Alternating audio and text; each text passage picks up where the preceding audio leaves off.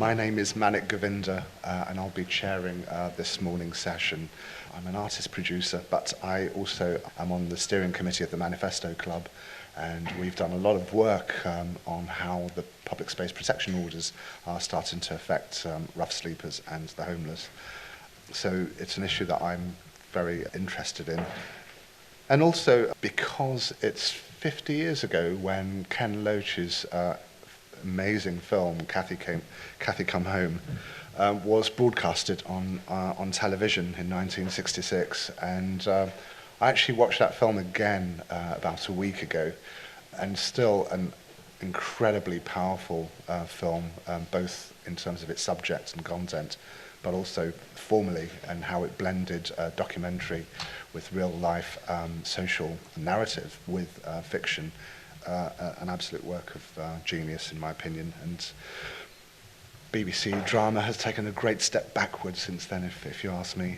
There's nothing like it anymore these days, or hardly. And also, this is a very timely debate. Theresa May unveiled her plan to spend or to invest £40 million to prevent homelessness in Britain. And she said, I believe it's time we changed our approach. We can no longer focus on tackling the symptoms and immediate consequences of homelessness. So I would like to thank Dave really for producing this debate. It couldn't come at a better time, and I think there's a lot of work that can be done, and we'll hear that from our speakers. We are delighted to have four fantastic speakers for this debate. There are many pressures on housing, on the situation of affordability, on how people end up sleeping rough on the streets. We hope to kind of encompass all of that, but also what are those pressure points that make people end up being in temporary housing, halfway housing, actually on the streets. It would be very interesting to look at what are the symptoms of that. Is it purely social, or is it more? I'm going to now introduce my speakers. My first speaker will be Rebecca Wilson. Rebecca's a third-year student at comparative literature at the Royal Holloway. Rebecca's very active, both in terms of her academic work, but also as the outreach coordinator for the Labour campaign to end homelessness. She'll be talking a lot more around this kind of grassroots approach to what she does. Then we have John Moss on my right. John is a Conservative councillor for Waltham Forest, but also heads up his own company, John Moss Regeneration, and co-authored a book called Principles for Social Housing Reform. The third will be Daniel Dumoulin. Daniel is a Senior Policy and Research Officer for St Mungo's, which is a charity that's 50 years old. Just about. So maybe Cathy Come Home did inspire the founders of that charity. Daniel's certainly been making a lot of recent interventions in St Mungo's in terms of the debate around housing. And fourthly, Dave Clements. Dave is a freelance writer, blogger. He's written for The Guardian and The Huff, but also convenes the Institute of Ideas Social Policy Forum, also works in the public sector. Rebecca. The way I see it, that homelessness is not born from a singular cause, and therefore its expansion into the crisis that it is today cannot be solved, and nor do I advocate a singular model solution. However, unreliable and poorly distributed government funding is unlikely to be much help either. I think I'm going to go through 2 points, if you don't mind, ways that I think that we have failed homeless people in the UK and how we've managed it. The first one, I believe we allow ourselves to believe that government funding equates to actual change. Now, George Osborne promised £100 million in March, and that has manifested itself in Theresa May's £40 million prevention programme, which was announced 5 days ago. Unfortunately, this funding isn't to be distributed according to need, but local governments are going to have to bid for that money, and these are to pilot new initiatives on homelessness. But charities and grassroots schemes have set precedents for these on how to provide food and shelter and rehabilitation free of charge for homeless people for years. And that magic £100 million initially promised is being shared between 2,000 supposedly low-cost accommodation. But from what I've learned with helping homeless people on the streets, that unfortunately these don't actually exist. The people that visit my hot food stall tell me that they have been charged between £10 and £20 for a night stay at a hostel. It's my belief that the minute that you charge a person without a home a fee to stay in a hostel, you're actually profiting from the reality that they're going to be injured, made ill, abused and harassed on the street the minute that you stop them from coming in. Many of the people that our campaigns serve have actually told me stories about how they've been urinated on whilst they sleep on the streets. And all of them have told me that they've been refused entry into shops because they are dirty. In fact, last week, a man apologised to me for losing the sleeping bag that I gave him. I later found out that he was actually burnt in it. Someone set him alight whilst he was sleeping, and he hadn't lost it. He'd lost it because he'd been burnt in it, and he showed me the burns on his body. If this isn't a clear infringement of our human right to freedom from torture and inhumane treatment, I don't know what is. Unfortunately, the rhetoric around this issue still revolves around helping homeless people to become independent and then get them into housing. But this word independent has many, many connotations that we all aspire to, but I think it allows us to forget that employment, sobriety, active citizenship and self-sufficiency are all near impossible without a fixed address. Number two, I think it becomes habit for us to disassociate ourselves from people living on the streets. But as it stands, homelessness equates to the failure that we all fear.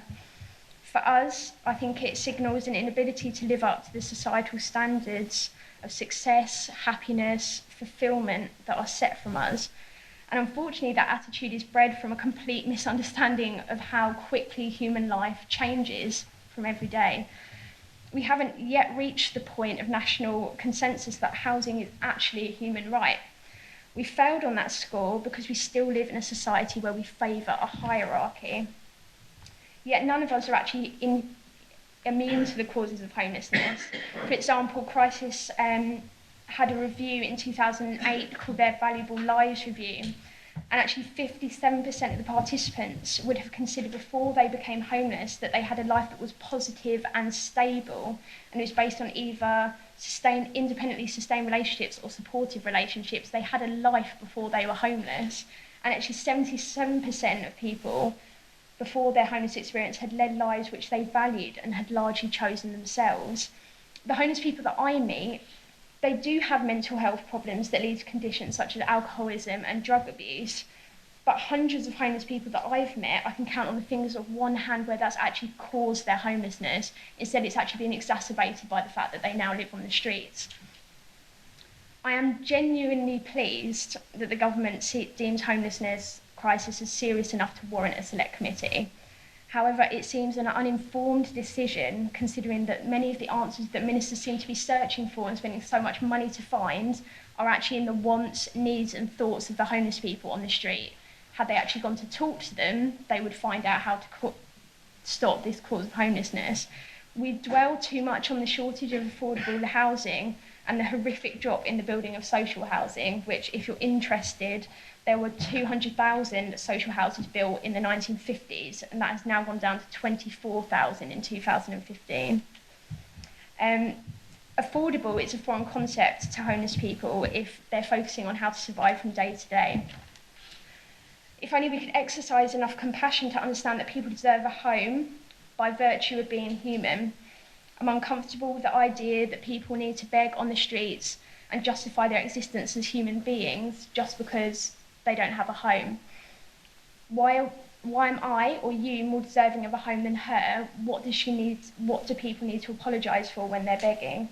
I don't think we need a contemporary equivalent to Cathy Come Home to embolden us to make a change when the clear illustration is right outside our doors. Thanks. John. 1966. The net increase in the stock of dwellings in the United Kingdom was 1.5%. Population growth at that time was 0.5%.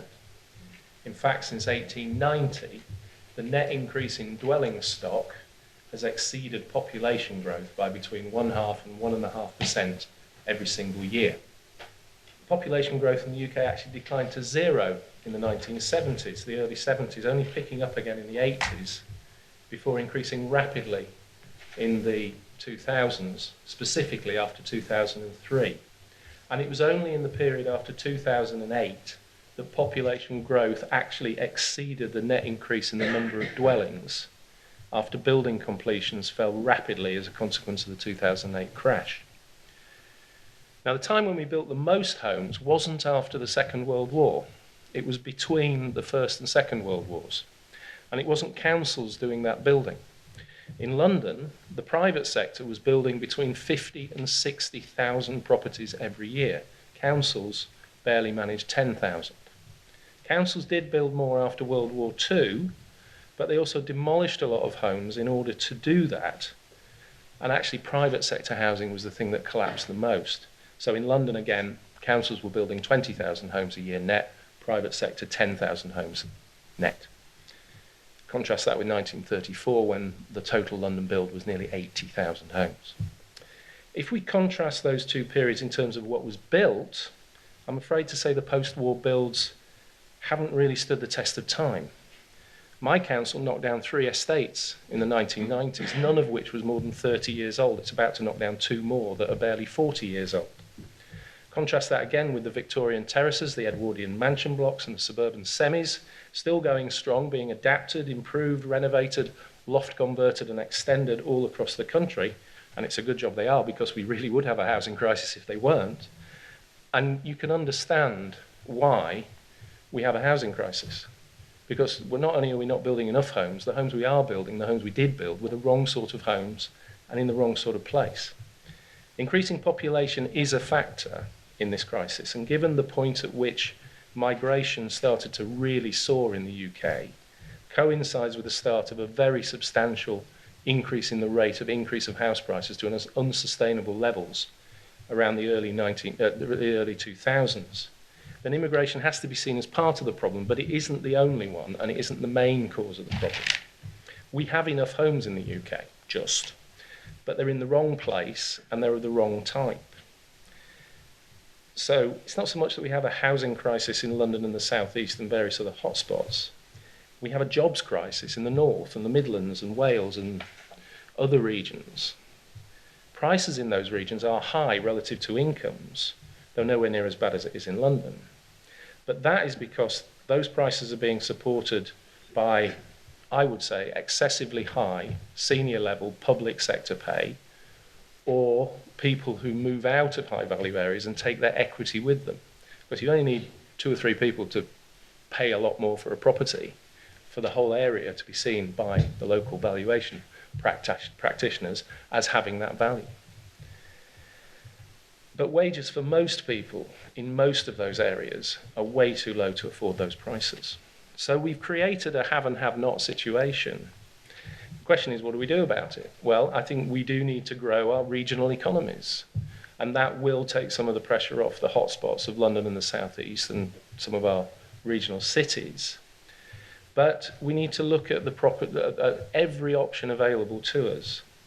So I think we need to demolish and rebuild low density but high rise council estates. We need to replace them with high density streets of mixed tenure terraced housing and mansion block apartments. We probably need to build new suburbs on green land surrounding our cities. And yes, I do mean on the green belt as well. We need to accept that some people living in social housing no longer need the support of a below market rent, and accept that when they buy those homes, that money should be used to build new homes for people who do need that support. And we don't do enough on that. There are too many restrictions about what councils can do with that money. And we need to stop hamstringing small builders with regulations and bureaucracy and taxes, which pretty much stop them building anything.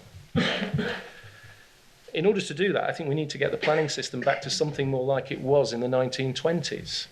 And then we might just possibly build the homes that people need in the places they want them and of the type they want, rather than going for a vernacular which is so unpopular it generates massive objection. I work with an organisation called Create Streets. To give you an illustration, we ran a little poll. We put some images of buildings up and asked people, how do you feel about something like this being built near to where you live? Everybody went for terraced houses, medium-rise mansion block apartments, and the only people who went for the images we put up of schemes that had won architectural awards were architects. Thank you. Actually, I think, in a way, Cathy probably did come home, thanks in no small part to campaigning by charities and members of the public who are inspired by the film. And the fact is, since 1997, we've had legal protections that mean councils do their best to find housing for people with children. I think there's probably a consensus around there. It's incredibly difficult to do that, which I'll go on to. But the fact remains, today, if Cathy didn't have children, she might ask the council for help and be turned away and told to sleep on the streets. She might be helped once she's been found sleeping rough, but by this point, her health might have deteriorated to the point where she's going to have long-term health problems, and she might have been assaulted or worse. We've got a system where if you don't have children, it's increasingly the case you have to sleep rough to get any form of assistance from local authorities, which I think is completely unacceptable in 21st century Britain. So I'm not going to speak for long, it's quite grim, but I want to finish on a high because there's something happening in Parliament next week which maybe we can be a bit optimistic about. So just to talk a bit more on families, I think homeless families, especially in London, are often placed in cramped, poor quality bed and breakfasts or hostels, the sort of thing you see in Cathy Come Home. And when they are found settled housing, increasingly it's actually miles away from schools and families. Councils do generally do their best for people with children, I think, but the options are very limited. There's absolutely a housing crisis, especially in London and the South East. Price of accommodation's gone up, wages have pretty much stagnated, and also housing benefits have been capped or cut, which is a recipe for a housing crisis, especially for people on low incomes. But nevertheless, I think councils do consider people with children a priority, but I want to talk about people without children who become homeless, people who this is the legal language, this is what the law says, people who aren't considered a priority. So last year, 20,000 people were found to be homeless by local authorities, but were told they weren't a priority, which meant they weren't offered housing. They were, tens of thousands more would have asked for help but not even have been assessed. They'd have been turned away, maybe with a sheet of A4 paper, saying this is, phone these numbers, go to some landlords that might say to them, we don't take people on benefits. They basically got no support whatsoever from councils and would have found themselves sleeping rough. So at St Mungo's, we just published a report based on 40 people who are in our projects now, but who slept rough after asking for help for councils. Actually, 33 of the 40 had slept rough the night after asking council for help. So we spoke to 40, but we run a service in London for people sleeping rough for the first time, and half of 672 UK nationals had asked the council for help before ending up on the streets.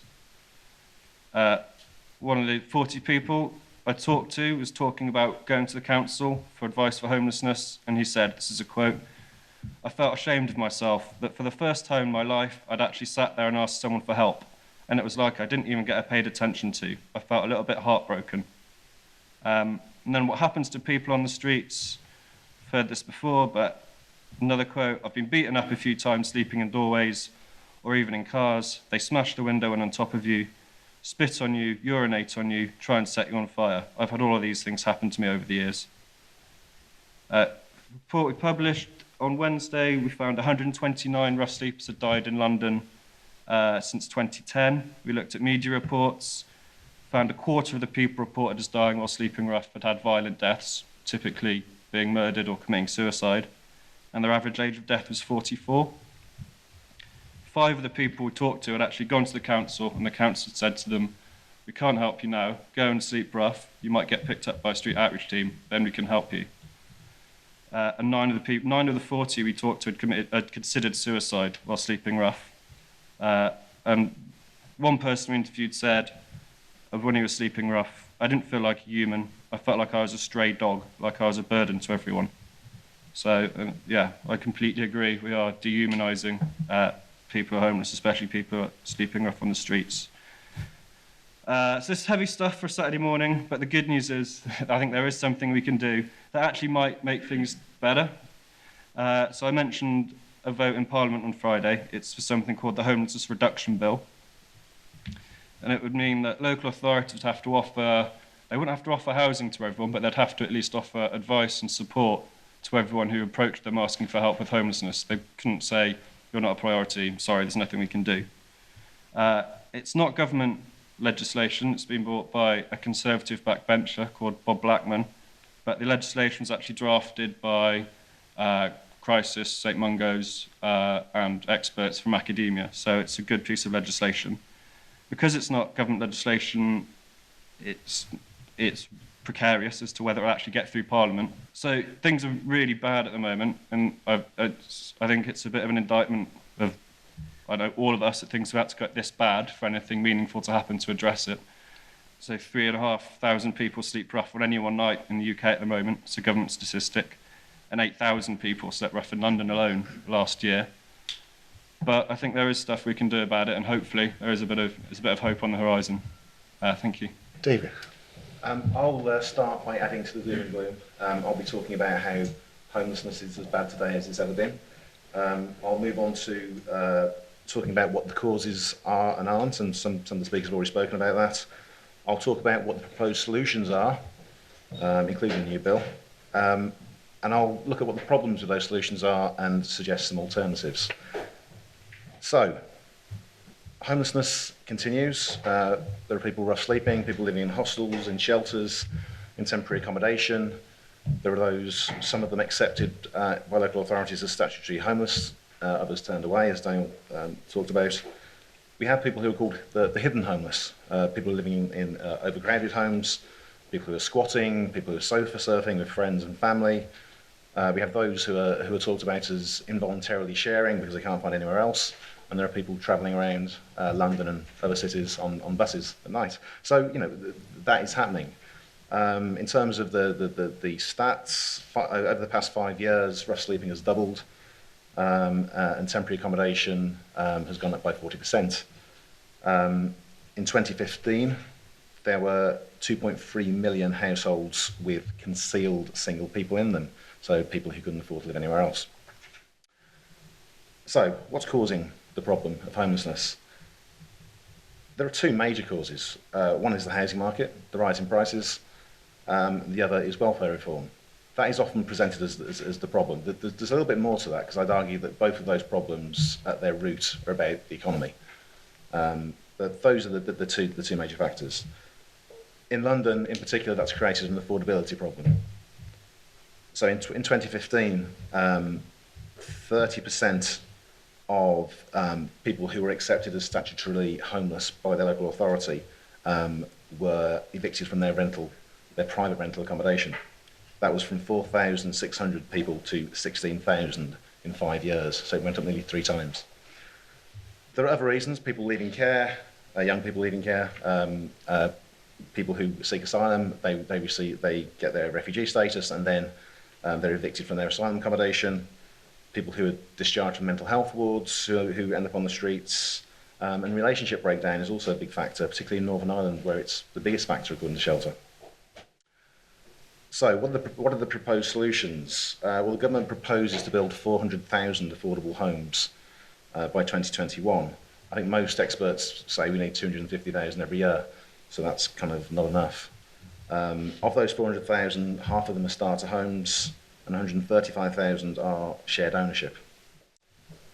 There's also the homelessness reduction bill that Daniel talked about, with its duties on local authorities to provide information and advice, to prevent homelessness, to provide relief, and to provide emergency accommodation. So what's the problem with these solutions? Some of that sounds reasonable enough. I think my major issue with a lot of this is that you can't legislate against homelessness. You can't force local authorities to provide stock that they don't have and that they can't buy, or can't build rather. And I think we also need to get beyond what I'd call a battle of tenures rather than a battle of ideas. It's kind of it goes back to the Cold War, the whole argument that was going on in the 80s between the right, who wanted to promote home ownership, and the left, who wanted to defend social housing. I think we need to get beyond that. I think we just need to build more houses, of whatever tenure. I think that has to be the way forward, and that's the prime way in which we can solve the affordability problem. But I think there's also a political, cultural problem in as far as the discussion tends to accommodate to kind of diminished expectations. We expect very little. We expect very little of local authorities, and this new bill is asking for very little. So I think we need to stop accommodating to that and actually start accommodating people. And we also need to start targeting resources better at those, particularly those people with mental health problems who are living on the streets and people who are suffering domestic abuse and then leaving their partners. Unfortunately, both of those issues, both mental health and domestic abuse, have taken on a whole political colour which isn't helpful. It tends to argue that these problems are huge and 1 in 5 or 1 in 3 people are suffering from it, rather than focusing resources on those really at the hard end. So I think we kind of need to depoliticise that and start looking at targeting resources better to people in those situations. So what do I think we should do instead? I read an interview in The Guardian with Ken Loach, in which he said that people are not docile victims. And he said that people should fight back. I think he's right. I think the homeless tend to be portrayed as victims. And he argued that the right do this in particular. They present the homeless as people who we should pity. I think he was wrong about that. I think across the political spectrum, people who are homeless are presented as if they are pitiable rather than as people who can fight back. And I think the left doesn't help in this. The left wants housing benefits to be paid to landlords, not tenants, which is what's changed recently. The argument being that tenants are too feckless to pay the rent and therefore they'll default. And I don't think that's helpful. I think if you generally want to stop treating people like victims, then they should have the benefit themselves. And there's also this argument that 18 to 21-year-olds who are going to lose their housing benefit starting next year, I believe, that they should have that benefit because they're too vulnerable and they might be made homeless. Again, I think I don't think that's the case. I think in the vast majority of cases, young people should be treated as independent and as able to fall back on their own resources, and if need be, on their family resources. I don't think state dependency is going to help them. So I think we need to tackle those welfare issues, but I think we also need to abolish the indignity of priority need. So in England, you have to demonstrate that you are more vulnerable than a homeless person on the street if you want to receive accommodation. That is not a good way forward, and I think it's something we should do away with. I believe in Scotland and Wales they've already done that. So let's abolish the indignity of priority need as well. Thank you, Dave. So the issue around this dehumanising factor of rough sleepers, I certainly feel that somehow that we do not treat them as autonomous human beings that have their own kind of consciousness, and that they are as much of a human being as you or I. What do people think about that?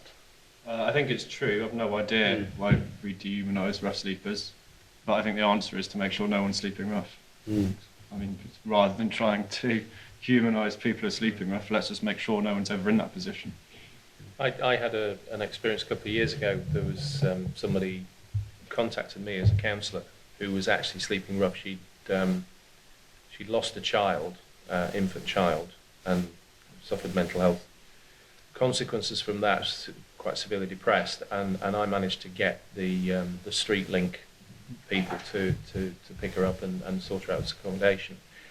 Interestingly, she contacted me about a month ago.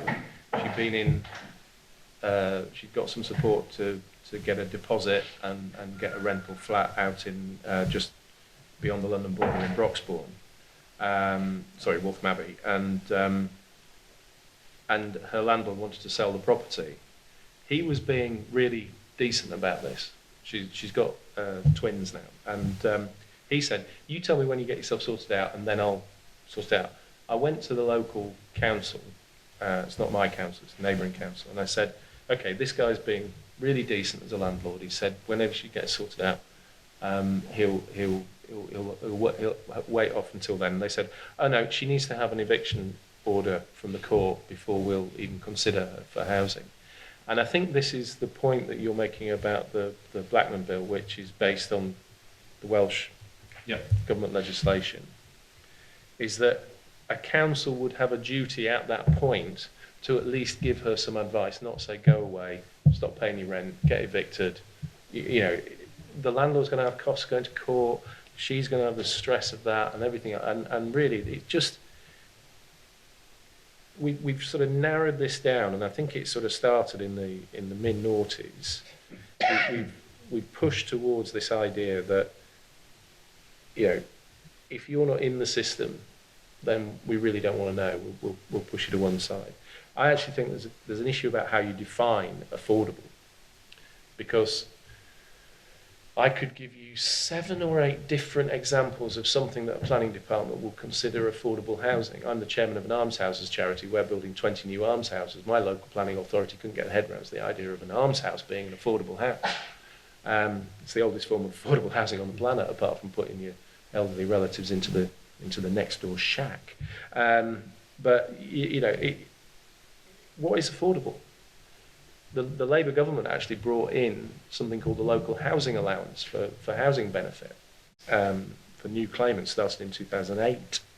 And it basically set, if you need a 1-bedroom flat in this area, we'll pay X, related to the market rents. It was halfway up the scale of market rents. We took that down to 30%, and we tied it to inflation rather than to the market. But actually, when it came in, there were people getting thrown out who were paying market rents because the landlords could get more from the benefit claim because the benefit rates were higher. But that's a benchmark that actually is quite a good benchmark for affordability, because if you can't afford it and the government will support you to pay it, then that's kind of by definition affordable. So I think we need to simplify definitions of affordable to make it easier.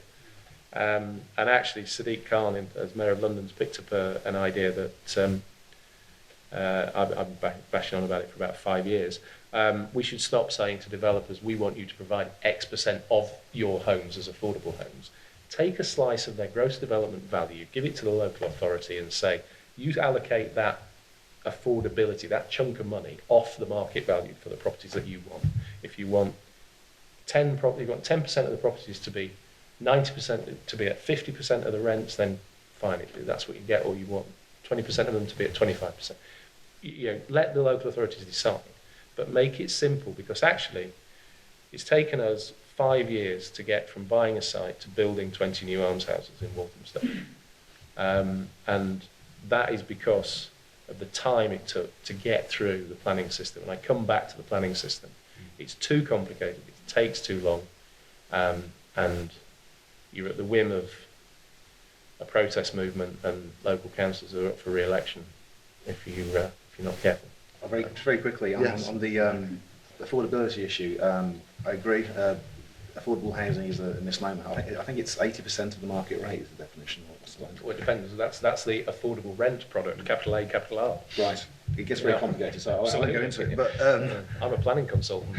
I get confused. So I think that the major problem is you're not building enough houses, and therefore there's a high demand, low supply. Inevitably, that creates an affordability problem, which is why I suggest we build more houses. And also, the quality of those houses needs to be good as well. And Shelter have just recently produced a report suggesting that a large number of people aren't living in decent homes. But I also have a problem with this dehumanising thing. I agree the homeless are dehumanised, but I think because of this tendency to think, if we're compassionate, that's the way to be. And I think it is.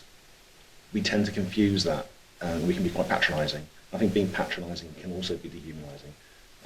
And that's the whole notion of homeless people that are incredibly vulnerable. It's understandable that people have that kind of approach to the problem, but I think it doesn't necessarily help. And I think we need to get beyond that as well.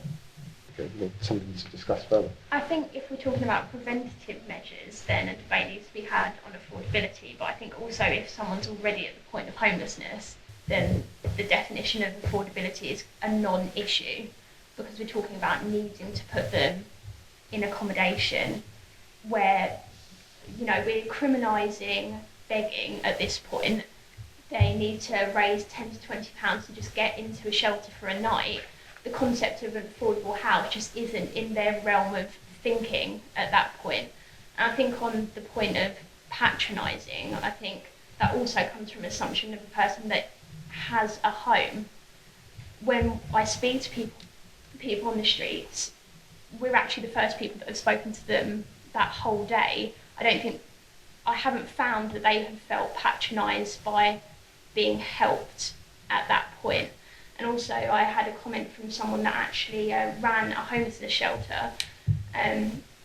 We actually did a talk of Parliament, and I told him what I did And he said, well, why would you want to do that? Why would you want to do homelessness outreach? Because he believed at the point that I go out and feed someone, that's actually encouraging their homelessness, which was a bizarre concept to me. No one actually likes being on the street. They're not well fed just because I happen to go out and give them a hot meal. So I think we need to get away from that perception. Okay, thanks. Okay, we're going to open it out now to you. I think there needs to be more distinction between the different populations of the homeless community. I work with entrenched rough sleepers, and I think it's a slightly naive belief that building more housing will solve the problem of helping these people sustain tenancies.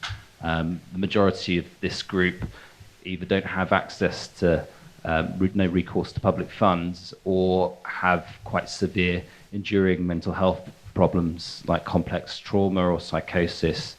And I think more consideration needs to be given as to how to support people to sustain tenancies, because as soon as people are housed, then it's easy for tenancies to break down, particularly if there's additional substance use. So I think that I also wanted to ask the panel about the impacts of cuts to social care, and how that's impacted on commissioning and the quality of support packages which are now provided. We've spoken a lot about the responsibility of local authorities and kind of touched on landlords. I'd be really interested to hear a bit more from the panel about whether they think, given the questions of affordability, there is enough regulation of landlords that, I mean, living in London, we all know that the rents here are sky high, even for people earning a decent wage. So I'd just be interested to hear your comments on the role of landlords. Thanks. How much of this problem is a national problem, and statistically, and how much of it is a problem in the capital city? I mean, the problem of sleeping rough, people who are homeless and also have nowhere to go, rough sleepers, the sort of people that Becky's dealing with. And if that statistic is available, how does it compare with other major capital cities across Europe? Isn't part of the problem the commodification of housing, with a house used to be a place where people lived, and now it's a place for developing your pension pot, maybe making a quick buck, making an investment decision, and so on and so forth. And that maybe over-commodification, we've maybe lost somewhere that a home is a place to live and not just a pot of money to develop as an asset or to make a quick buck on. We know for a fact that there are thousands, possibly millions of empty homes across the country as well. And why aren't local authorities interested in injecting funding into making these empty homes places where the homeless can be in an affordable way? Because, of course, you know, it is going to take time for them to get to that stage where they are having a decent wage, and it takes time to build that up in order to have a deposit or that even for renting. So maybe local authorities should be doing more with these homes that are already there rather than striving to create new ones. Hi, I was quite interested in this kind of different views of helping and patronising, and I was wondering whether the view of people wanting to help but being worried about patronising people kind of heightens the just walking past people on the streets rather than actually being helping them. Rebecca, would you like to respond to Yeah, I'd like to respond to the empty homes one. It's my favourite subject on the topic. I advocate housing first. It's controversial, but I believe everyone should be in a home first before we have to deal with the mental health issues, the alcoholism, the drug abuse. I talk to a lot of people where they have actually been in contact with charities that actually expect them to deal with their mental health problems whilst on the street. It's a massive contradiction to me. It just doesn't work. You're right on the empty housing thing. I've got some stats for you. There's actually over 200,000 long-term vacant properties in the UK. And in the capital, there's actually over 20,000 of these properties are in London. Now, I had a comment actually about the outreach that I do. Someone didn't like the fact that I feed people that weren't born in this country, that we have to protect ours first. The problem with empty houses is we're actually pandering to foreign investors. We like our new builds. We like to aim higher in terms of housing, more expensive housing. If you look around, there's new builds everywhere. That doesn't actually need to happen. If we were renovating these empty properties to a very standard level, a very modest level, we would be housing people much faster. And then that would deal with, for a bank account, for voting rights and things, you need a fixed address. Now we have schemes where we go out onto the streets and we sign people up for the vote, we sign people up for a bank account. It doesn't work if they don't have a fixed address. How were we expecting people to turn up to job interviews when they are dirty?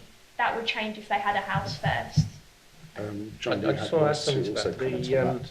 The main cause of empty homes is people who've died or people who've gone into care. I lost my father in just before Easter 2014, and it was late 2017 before we were able to actually dispose of the home that he lived in because of the time it took to get a grant of probate and other things. So there are things that you can do about speeding that up. This is the battle of ideas. Here's a great idea. When somebody goes into care, the family or the person who's gone into care should be able to rent their home out. And they should be able to offset the care fees against that rent before they charge tax on it. Because what happens now, if you rent it out, you get taxed on it. And with the recent change in tax rates, if that person or the representatives of that person are high rate taxpayers, and they lose 40 to 50% of the rent before they even start, it's added to their tax rate, can actually push somebody from being a basic rate taxpayer to being a higher rate taxpayer.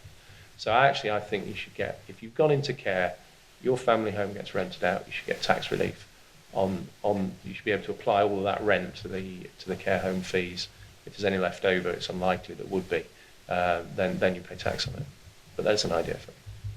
Would you like to start any of the other questions from the floor? Well, I'm going to try and go through all of them. Bear with me. I'll try and be brief. So social care cuts, and how does that impact on people who are maybe moving off the streets but have got quite complex problems?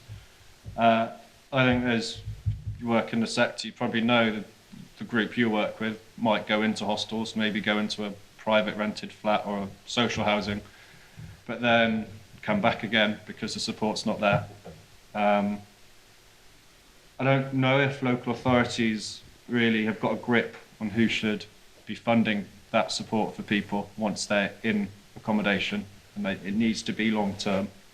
I don't think the needs are high enough to qualify for social care, and I don't think homelessness or supporting people side of things will see their role as supporting people who are in sort of independent accommodation. So it's a real gap, and I think it's just getting worse as local authorities being cut. So, yeah. Regulation of landlords, I think that's a really interesting one.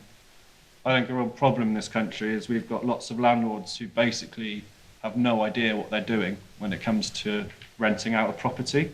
I think we've got, so when you rent a property off a landlord, you're paying for the use of the asset, which is their accommodation, but you're also paying for a service. You know, that is the idea.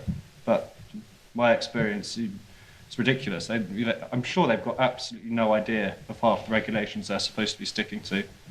And they, frankly, such demand for property in London, they don't really have to do anything to fill their accommodation. So more regulation might be the answer. Better enforced regulation. Well, I've lived in houses that are completely illegal. Council don't seem to care. Sorry, but I do acknowledge there is an argument if you put too much regulation in, people won't come into the market and you might have a supply issue. In terms of how much is in the capital, so a fifth of the people sleeping rough every night in the UK, in England sleep rough in London. We know a lot about people who sleep rough in London. We've got a really good database on people who are sleeping rough. Outside of London, frankly, we've got no idea who's sleeping rough. We might have an idea of numbers, which people try and count them once a year, probably miss thousands. And I don't know how we do compared to other capitals. But St Mungo's has been to Bucharest, and there are thousands of people sleeping in the sewers, in the sewer system in Bucharest. It's unbelievable. I think London might actually be quite good when it comes to dealing with or trying to get people off the street compared to other countries. But I think that's probably based on a belief it's unacceptable, but it's still happening and it's getting worse. Commodification of housing, yeah, I don't see what we're going to do about that. I think house prices go up. Everyone likes that. Most people who vote own a house. They want it to increase. Want the value to increase. And going to housing first, I completely agree with what you said about that. Housing first is when you don't have to put someone through a hostel system in order to sort of qualify or prove they're ready to get a place of their own. The problem is, where are these housing first properties? There aren't any of them. They're really hard to find. And when you've got hostels, what you have got are lots of beds for people to go into off the streets. Dave, would you like to?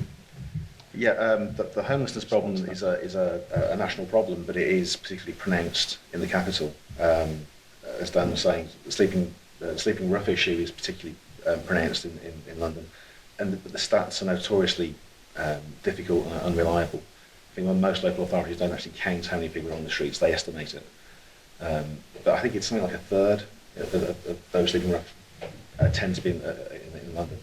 But beyond that, there's also a major affordability problem in the capital, and welfare reform has a more of an impact in London because of house prices, because of rents, and so there's a cocktail, I suppose, of issues in the capital that are more extreme than they are elsewhere, and that kind of links to this homes as an asset point. Homes have become an asset, but I think this is kind of tied up with this problem of there not being enough houses.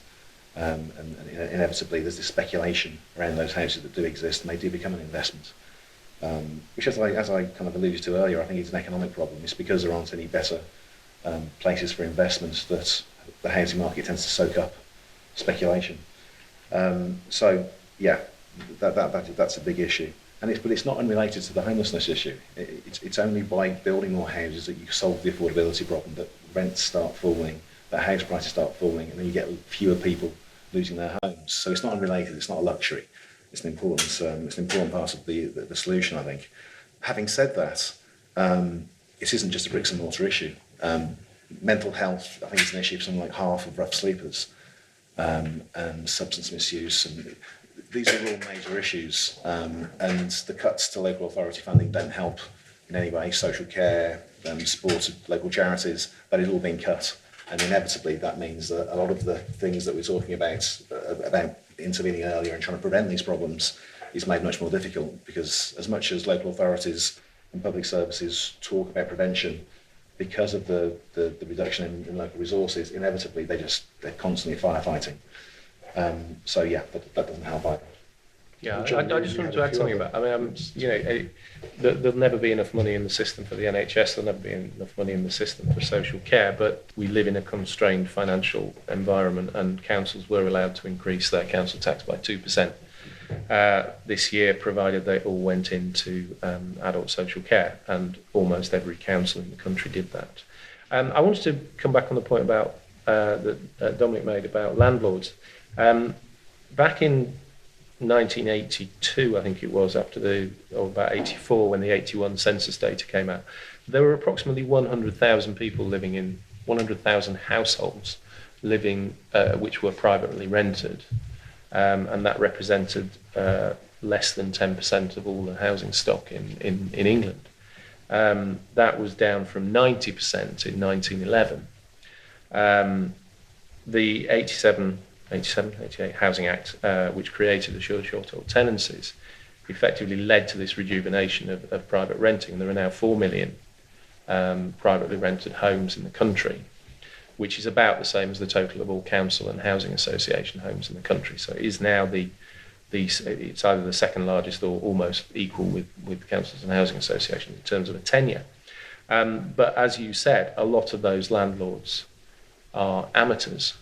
The market was created for this type of home, and we hit the late 80s housing recession. There was then the the sort of steady growth through the middle of the 90s until we hit the point in the early noughties when house prices really took off. And actually, house prices is interesting because house prices trebled between 1979 and 1989. House prices trebled between 1997 and 2007. And that went from 20 to 60 to 180. And they've doubled since 2010, which has taken it to 360. And what you're actually getting here is an increase in the equity that people have in those homes, which is a reason for doing it. But almost all landlords rent their properties out for a return because they have a mortgage to pay on it, or they're renting out a property without a mortgage to pay a mortgage on another one. So I think there's very, very little of the so-called buy-to-leave going on. And the people who do that tend to be the massive high-end Hyde Park apartment properties, that's frankly money laundering from Russian mafia going on there, which is such a tiny element of the market, it's not worth bothering with. But there is a risk that you regulate that out of existence. And I refer back to somebody who was talking about the biggest cause, or 30% of all people who present homeless have had their tenancy terminated by a landlord. Just recently in my borough we've introduced landlord licensing. George Osborne's changed the tax regime. The slight reduction in capital gains tax that is coming in next year doesn't apply to people who rent out private property. Landlords are getting regulated and increasingly taxed in a different way, and a negatively discriminatory way. And I actually asked this question at our housing scrutiny panel a couple of nights ago in Waltham Forest. Have we asked those people, or have we asked their landlords, because we have a register now of landlords, so are they ceasing to be landlords? Have they decided, are they giving up the candle?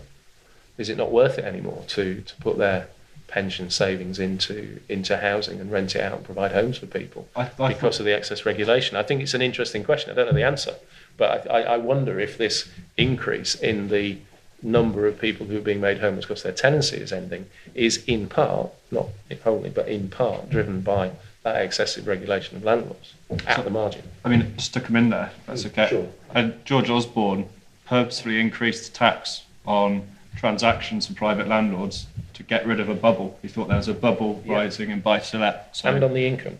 And on income. So it was a deliberate policy of government to make it less financially rewarding to be a private landlord. Mm-hmm. Which is fine. Maybe there was a bubble, people were making ridiculous money, a lot of it, and some of it was coming from benefits, which is ridiculous. It's not ridiculous. Well, it's not ridiculous. Sainsbury's and Tesco make a lot of money from people who buy food using money they're given by benefits. Yeah, okay. But the idea of fueling a bubble through relying on private landlords to house people, and landlords are charging more and more and more.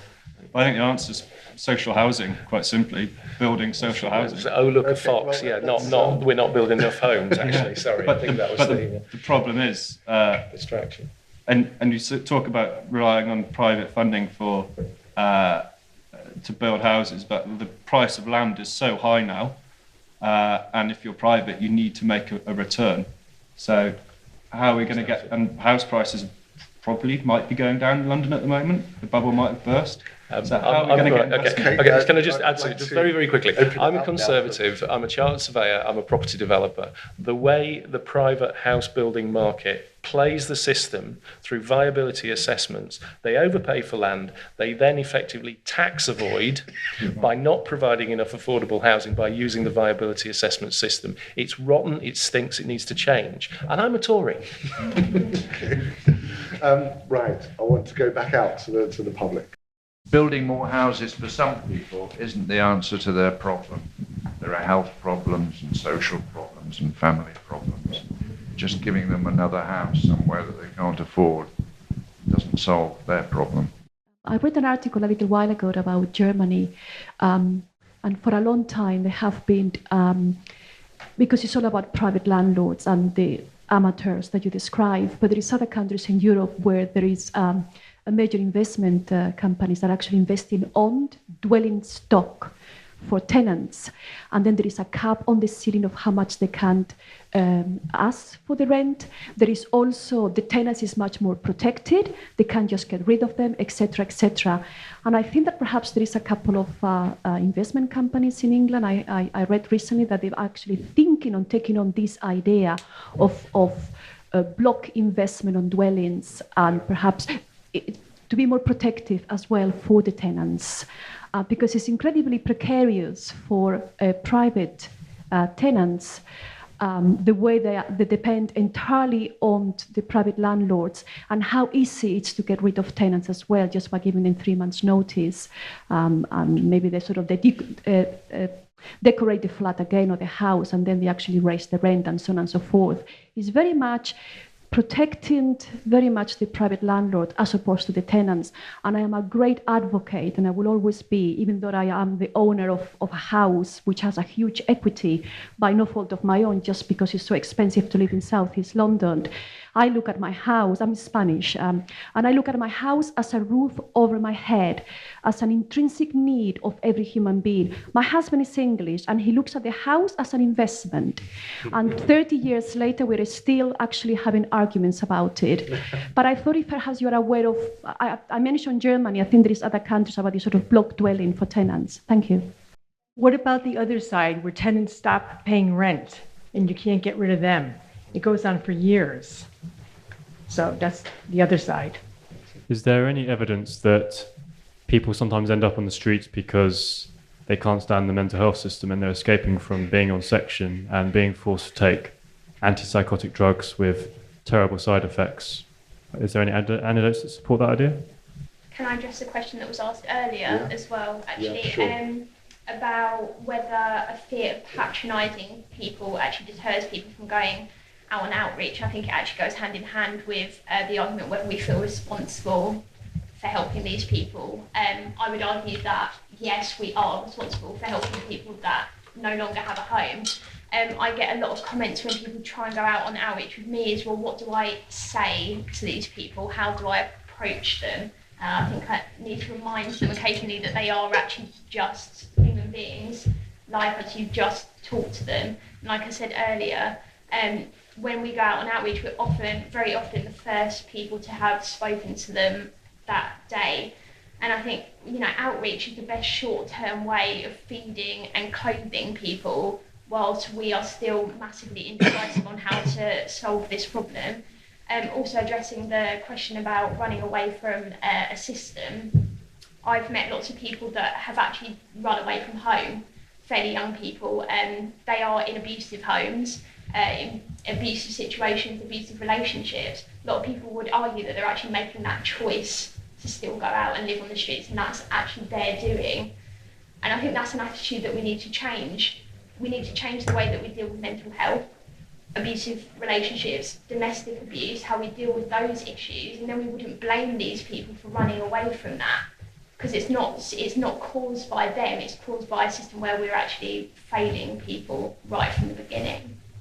So on the mental health point, last time I went on a street outreach shift with St Mungo's, we actually met a guy sleeping by the South Bank Centre who didn't have a sleeping bag. It was quite cold and he was shivering. It was quite distressing to see him like that. He'd actually absconded from a psychiatric ward that day.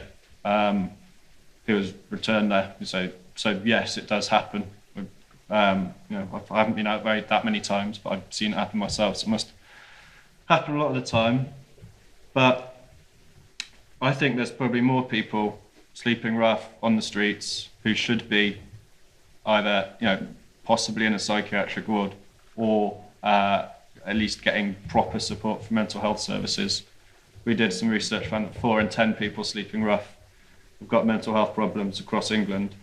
And we've got a system where mental health services can't work with people on the streets because it's incredibly hard. I mean, people who work here, imagine doing your job with someone who's sleeping rough. It's very difficult to do.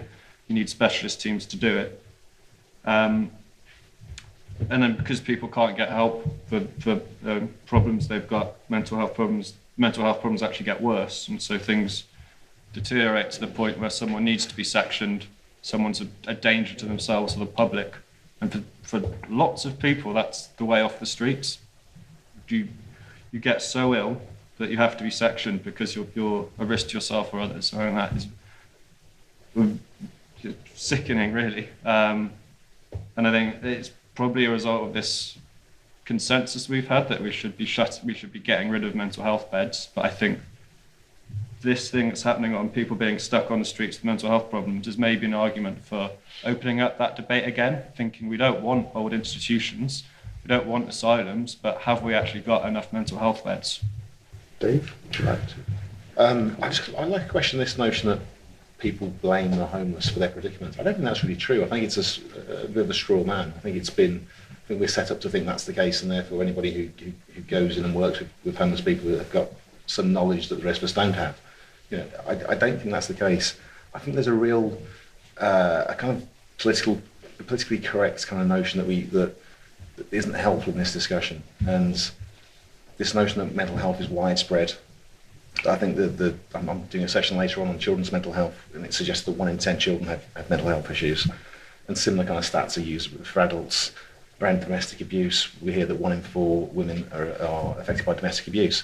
I don't think either of those things are true, but these are the kind of things that are used as an explanation and as a way of saying, these are the issues that the homeless face. And I think people who are homeless on the streets do face those problems at the more extreme end. But I think there's a kind of a distancing. I think that by framing the discussion in those sorts of terms, it makes it less likely that you're going to approach somebody on the streets, because immediately you're told you don't know what you're talking about. Immediately you're told you misunderstand this person. You're not encouraged to believe that they're just like you at all.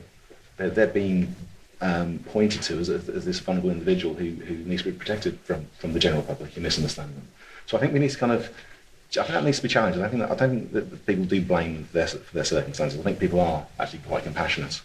But also I'd be interested in somebody raised the point around tenants not paying their rent, and I kind of alluded to this myself earlier on. I think that tenants should be made responsible for paying their rent, and I think that they should receive the housing benefits. But I'd be interested to know if Rebecca and Dan share that view, or whether you think that landlords should receive the benefits because tenants aren't able to pay their rent. Let's just hold on for a minute.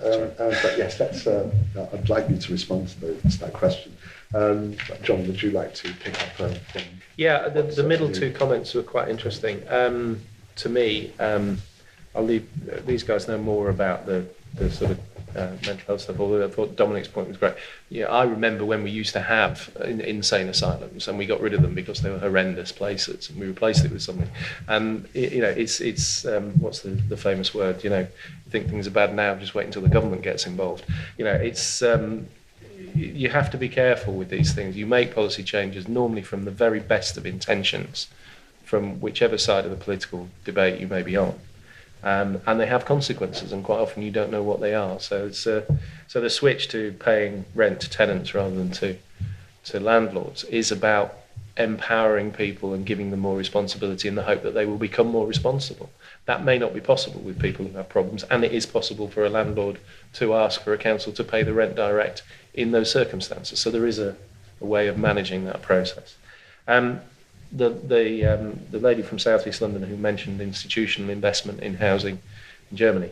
Well, we used to have it, and I alluded to the 1920s. The Norwich Union and Prudential basically built Pinner, and they built it as investment housing for pension fund investments. And as I said, we have this. We've had the new private rented sector available to us legally for 30 years, not quite 30 years yet. And in that time, we've had 2 major housing crashes, and that's kind of kept the institutional investors out. But they are coming back, and actually in Walthamstow, Legal and General are knocking down 4 big industrial sheds that they used to own and building 444 apartments to rent. Half of those are going to be affordable within the local authority definition of affordable. Probably going to be they're using the local housing allowance as a reference rent for that, and the other half are going to be available for long-term rental, because that's what Legal and General do. They're not interested in capital gain. They want income. And the reason they're doing this is they can get more income from housing than they can from from industrial sheds in Walthamstow. So it's coming back. But, you know, we have to recognise that in that short period with 2 crashes and you know, the danger of a change of government resulting in a change of the law, which means that you might once again find yourself sitting on investment property that you're not allowed to increase the rent, and you can't get rid of the tenants who don't pay their rent. You know, which is why the institutions got out of residential housing in the 50s and 60s, with the rent tax and various other things preventing them from making a reasonable return. So, yeah, I agree with you. Somebody's got to stick up for the poor bloody landlords, haven't they? In a lot of cases, and it goes back to the point about Germany, I'd refer you to the LSE, by the way, madam. There's a fantastic study done by Christine Whitehead, the professor at the LSE who specialises in housing, comparing international rented housing scenarios. About 50% of Germany's rented housing is still what she calls mom and pop investors. That it's still mum and dad owning the old family home and renting it to their kids or to somebody else. And about 50% of it is from more investment-driven housing. I think the difference, again, it goes back to that point about how immature our private rented sector market is that the Germans never changed the rules on it. The reason why prices and rents in Germany haven't risen is the German population has been stagnant for 20 years. It hasn't gone up. It's only just started going up recently with what's been happening over the last 3 or 4 years with immigration. And that is another factor in the German market. The guy I would follow on all of that is Neil Hudson from Savills. He's their residential analyst. He has reams and reams of data about what drives market price increase, and it's mainly about an increase in incomes, and it's mainly about an increase in population. Supply actually has a very, very limiting factor on it until you get to a level where it vastly exceeds household formation. So yeah, I think landlords been bashed over the head a few times. Yes, there was a bit of a bubble. I don't disagree, and there was a disparity, but I think to some extent that was again driven by the commodification point that the gentleman over there made. You know, people think, I'm going to buy a flat and rent it out. It'll be great. I can make all this money. I'm reminded of the £1 million property experiment that ran on the TV a few years ago. They gave these people 100 grand and said, go and turn it into £1 million. And they were investing in properties and doing them up and turning them around and renting everything else. The tax man came calling. They didn't realise they had to pay capital gains on these things. Capital gains tax applies to private rented property when you sell it. It doesn't apply to the one you live in. Maybe it should. Okay, John. That's very astute point. So, would you like to address this question about housing benefits going directly to the tenant? Yeah. Do you feel that's responsible? So, I work for an organisation that I did it myself, lobbied government to pay housing benefit directly to us as a landlord. St Mungo's rent out accommodation to people, and some of it's paid for through housing benefit. And if you spoke to, I would say possibly around half the people living in our accommodation and said, do you want your, also I've spoken to lots and lots of people about this, lots of our clients, so I said, would you want your housing benefit paid directly to you? And they'd say no, because I'll spend it on drugs. So you've got universal credit, which would pay all people, they would get all of their benefit together in one go, possibly around £1,000 a month. And if you've got a serious drug problem, the last thing you want is someone giving you £1,000 in cash. You're not going to pay the rent, quite frankly. But people say, I don't want, I'm an adult, I should be able to manage my money. I think there is a bit of an issue now that we've got people, or I don't know, it's a sensitive issue, but I think a lot of people living in social housing don't actually know how much their rent is because they never see it.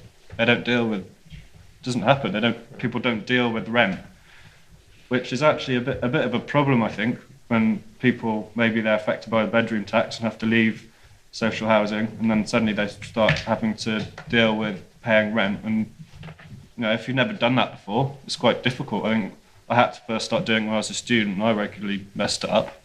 I'd never had to deal with it before. It's a difficult thing to do. It's quite large sums of money, and you've got to pay it regularly. So I think that maybe there is an argument for paying people with a housing benefit directly. That's my point of view. It's not St Mungo's point of view. I mean, that's very interesting because I haven't claimed housing benefits since I was about 80s or so, and it was paid directly to me, and I was responsible to pay my landlord every week with a 20 quid on the tables, and or if I couldn't afford it, I'd go down the pub and hide, for a couple every Friday, spend it there. But I think that's about individual responsibility, and I would say it's very important to treat, no matter what. The issue is about vulnerability. That it's a kind of question, a definition or a term that needs to be, I think, gotten rid of in the debate around homelessness. If we can start looking at people as individuals that can take control of their lives, even if they are at the moment not, they have the potential to do that. I think we're dealing with two different types of people, though, aren't we? Dominic and yourself getting the housing benefit, managing your affairs, paying your rent. That's different from the sort of people that, the lady I found who contacted me in Chingford, or the people that you're dealing with on a regular basis. The problem is that you can ask the local authority to pay you directly. The first thing they'll say is, what are the arrears? So you talked about Housing First. There's a project called Housing First in New York, and they have managed through sheer force of will to find people who are willing to take people off the street and house them straight away, on the basis that the charity, and it is a charity, is backing these people. The charity, I think, take them somewhere, clean them up, give them some fresh clothes, and take them around to the properties and get them into housing. It's a great project, something we should do. But if that person is then expected to pay a rent, expected to receive that rent, as you say, gets £600 in cash, whatever, and has got a drug problem, what are they going to do?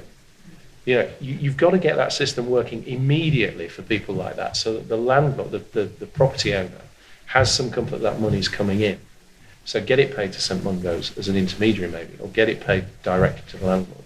But don't wait until the person's 3 months in arrears before you're allowed to ask for it. That's where the flaw is in the system. You can ask for it, but you've got to show that you need to have it paid directly, by which time it's probably too late. Dave, would you like to make a quick comment before I open it out for some quick points from the floor? Yeah, just briefly, I broadly agree. I think in the vast majority of cases, tenants certainly should have their benefits so that they can pay the landlord. There will be cases, as you say, where that's not possible, but that's a tiny proportion of the population. And I would argue that even in those cases, part of encouraging independence, even with people who've got drug problems or mental health issues, they may well be able to do that. It may be that that's phased in, it may be that that's managed, but an important part of them regaining more independence is doing that. I completely agree. Okay, I'd really like to get more points from the floor. We've got a couple more minutes, and then I'd like to get my speakers to sum up. Do we know if there's a link between homelessness and serious crime, where the prospect of jail that guarantees food, warmth and shelter is better than being on the streets? In terms of solutions, is rent control really, out of reach today? And also, in terms, I heard you mention, was it Lloyd's or Legal and General? Yes, Legal and General, turning property they had for use. Is it out of reach also to expect corporate responsibility to actually encourage businesses to do that? Because it would, regenerate the area, put money back in, help the problem, and they also have their own social corporate responsibility needs met. I know nothing about the first one, but the second one, Legal and General are a financial institution. They look after pension funds for millions of people. They have these 4 industrial units in Walthamstow. They produce £1 million a year in rent. They're turning it into 440 residential units that will produce £10 million a year in rent. It's entirely financially driven. You ask about corporate responsibility and whether that is... It's interesting, isn't it? Because the thing about property, and particularly housing, is it's really long term. When you build something, you build it, and it takes a long time to build it, and you keep it for even longer, unless it's a local authority housing estate, in which case you knock it down within 20 years. But because of its longevity, you have to make it work. Property law is the same. And we used to do something called serviced accommodation. So employers would provide accommodation for the people who worked for them. Then it got taxed as a benefit in kind. Then, people who lived there said, well, I'm moving to another company, but I don't want you to kick me out of my house. You asked about rent control. Rent control hasn't worked in the past because it's normally politically driven. We're not going to allow you to put those rents up because there's an election coming. So the rent cut, which is happening this year and the next 3 years in all social housing rents, sounds great, except 70% of social and council tenants, housing association council tenants, won't see any increase in their income because they get that money from housing benefit. So that doesn't affect them. What it does affect is it affects the income that my council is receiving, which it was going to put in alongside right to buy receipts to build more homes. We're now not going to be able to build more homes. So I think there's a real question of be careful what you wish for. You put security of tenure together with rent control, and that is why the rental market in Britain collapsed after the Second World War. That's why the institutions got out of it, because they couldn't make a reasonable return. So and you make a change, and it can be 15 years before you see the outcome. So you really, really have to be careful with what you wish for. Okay, I think we need to raise expectations in this debate, and I think we've started perhaps to do a little bit of that. I think the homelessness reduction bill next week isn't enough. We need to build lots more houses if we're going to solve the affordability problem. But we also, as people have alluded to, we also need to get better at targeting and tailoring help for those people in the most extreme need on the streets. We need to do both of those things. And finally, I think we need to stop expecting the homeless population to play the vulnerability card when they come to local authorities asking for help. I think we shouldn't treat people like that, but we should expect tenants to pay their rent. Just on the questions very quickly, I'm not an economist, I don't know about rent control. Homelessness and serious crime, so I've met people who've hit a policeman to get a warm bed, so it does happen. But I think a far bigger problem is people coming out of prison and then sleeping on the streets. It's ridiculous. I don't think people realise what happens when you go to prison. You won't get a job when you come out, you'll probably lose your housing. And thousands of people come out of prisons every year with nowhere to go, end up sleeping on the streets, no income. What are they likely to do? I mean, it's ridiculous. It's an absurd system. Final point, I completely agree the homelessness reduction bill isn't enough to deal with all the problems here. It's not going to increase the amount of housing. But what it will do is it should prevent people ending up on the streets. It'll mean that people go to local authority and they'll ask for help, and they'll actually get some sort of effective support to avoid going onto the streets. So, yeah, write to your MP, phone them up, I don't know, get in touch with them somehow. You can do it via St Mungo's website. It could have a really quite significant change, I think, on the way the local authorities operate. Thank you. And Rebecca?